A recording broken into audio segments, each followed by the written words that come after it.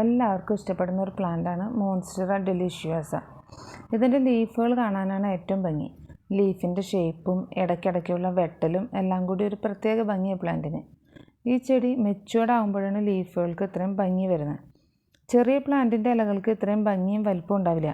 എന്നാൽ ഈ ചെടി പെട്ടെന്ന് വലുതാവേയില്ല. വളരെ സ്ലോവിലാണ് ഇതിൻ്റെ ഗ്രോത്ത്. പിന്നെ ഇതിൻ്റെ പ്ലാന്റ് കെയർ ചെയ്യാൻ വളരെ എളുപ്പമാണ്. ഡയറക്റ്റ് സൺലൈറ്റ് ഇതിന് ആവശ്യമില്ല. എന്നാൽ ഡാർക്ക് പ്ലേസുകളിൽ ഇരിക്കുകയില്ല. ഇതിന് അത്യാവശ്യം ഷെയ്ഡും വേണം, അത്യാവശ്യം ചെറിയ തോതിൽ സൺലൈറ്റും വേണം.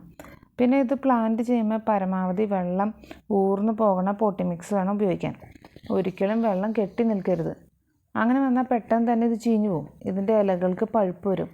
അപ്പോൾ ഇലകൾ ഓരോന്നായി മഞ്ഞച്ചു തുടങ്ങും. അങ്ങനെ വന്നിട്ടുണ്ടെങ്കിൽ ഇതിൻ്റെ വെള്ളം കൂടിയിട്ട് വേരുകൾ ചീഞ്ഞു തുടങ്ങിയെന്നാണ് അർത്ഥം. ഉടൻ തന്നെ പ്ലാന്റിനെ ഇൻഡോറിൽ നിന്ന് പുറത്തെടുത്ത് തണലത്ത് വെച്ച് അതിന് സ്യൂഡോമോണസോ സാഫോ ബോഡോ മിശ്രിതമോ എന്തെങ്കിലും ഒന്ന് തളിച്ചു കൊടുക്കാം.